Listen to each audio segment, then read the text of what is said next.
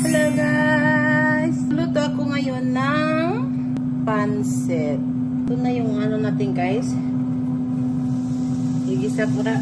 Niluto ko na ito guys, yung karne ko. Pero, igigisa ko muna siya guys hanggang mag-brown. Bago ko igisa yung magulay muna. Ginigisa ko muna yung gulay ko guys. Bago ko ilagay sa noodles mamaya. So, igisa ko siya. Tsaka mayroon ako guys. Ito, onion, garlic. Ito yung ano, red pepper, green beans, celery, and carrots, and cabbage. Mayroon ako guys na shrimp. Ilalagyan ko siya ng shrimp guys. Mayroon tayo itong katas ng shrimp. Pinakuluan ko yung ulo. Yan ang ano natin mamaya. Isabaw. Pag-browning ko muna ito guys.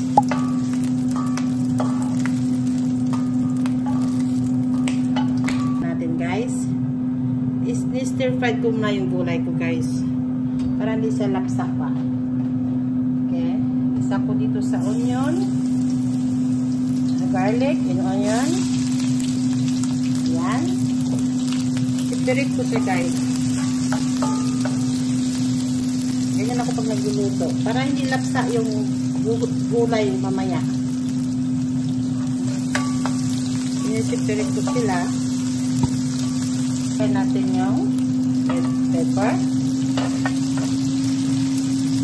Red pepper guys.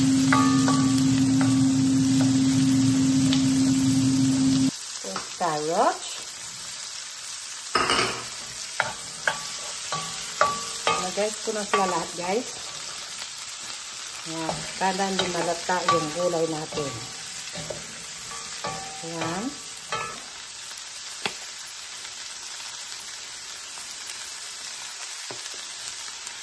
Para may lasa-lasa na rin yung gulay. Kunting asin.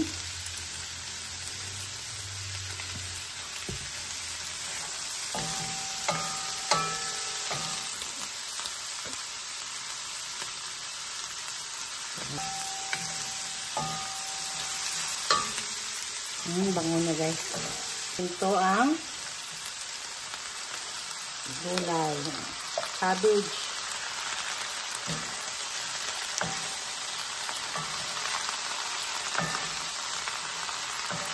Yan, tama ko na dito yung shrimp ko guys.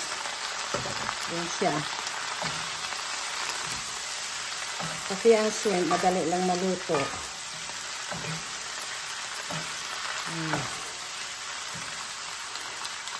Okay guys, lagyan ko siya ng oyster sauce. Lapit na sa maluto, pati yung shrimp.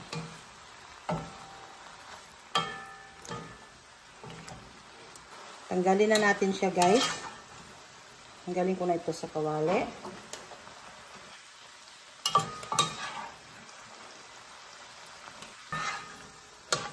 Paramihan ako ng gulay guys. Tanggalin ko yung sabaw guys. Kasi mag-aano ako gigisa. Isa ko yung ano ko. Ayan siya. Guys.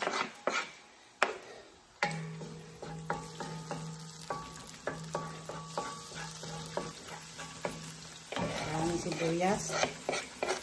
So guys.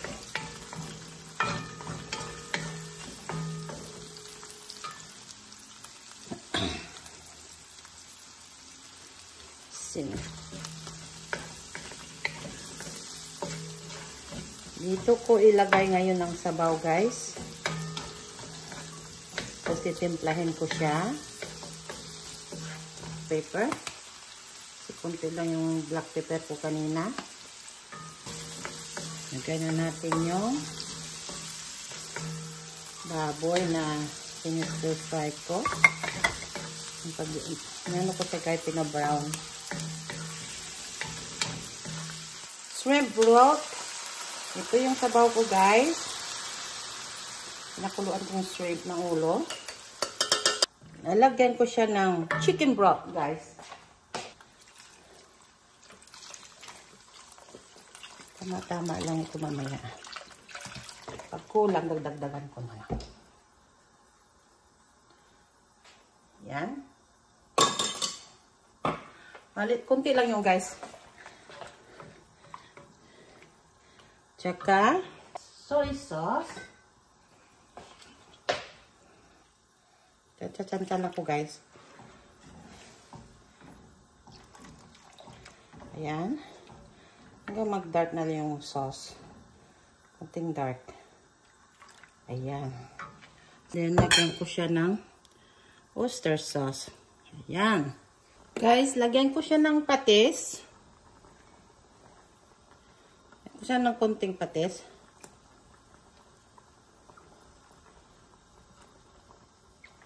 That's it. Kapit na siya guys. Oh. Ganun ang kulay ng sauce. Nilagan ko pala ito guys ng annatto powder. Kaya medyo nagpula-pula siya. Oh, ayan. Para hindi mag-tikit-tikit yung anak mamaya. Ilagay na natin yung noodles. Yung ginagamit ko guys. Yung super. Yan siya guys. Super sunset. Ilagay ko yung noodles. Maganda ito kasi siya guys eh. Gustong gusto ko siya guys. Sakpak lang kasi mayroon akong sutanghon na ilalagay. At pancit with sutanghon gisado. Ang ginagawa ko ngayon. Ayan. Una ko na to kasi yung sutanghon ko guys, binabad ko na siya kanina. So, madali lang yun maluto. Una ko to. Ayan siya. Ito guys. Yung broccoli. Ayan. Pagsa yung sutanghon guys, kaya kailangan may extra na sabaw. Ayaw ko na masyadong dry. Ayan siya. Guys. Okay na siya. Ngayon, ilagay natin yung guys yung yung sutanghon. Ito na siya guys. Sutanghon. Pag ko na siya dyan.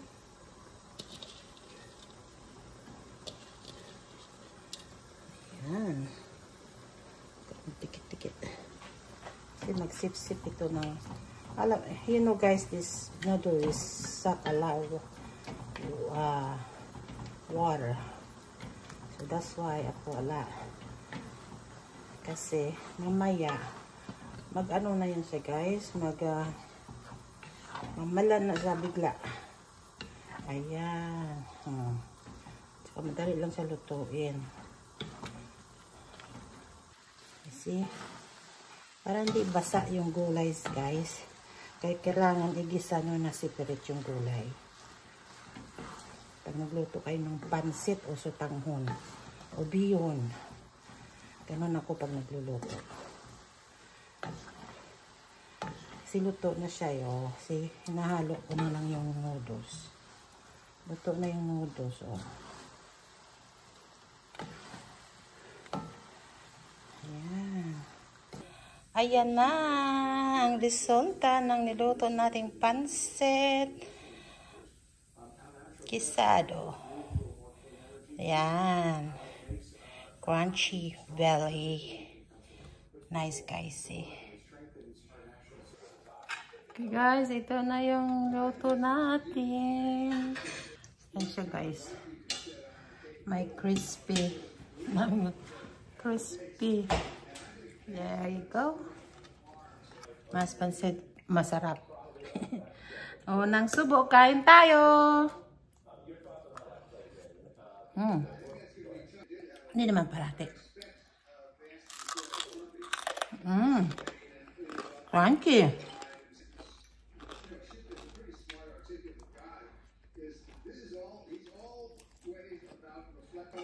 Okay guys, thank you for watching. Please share and subscribe my channel. Bye bye.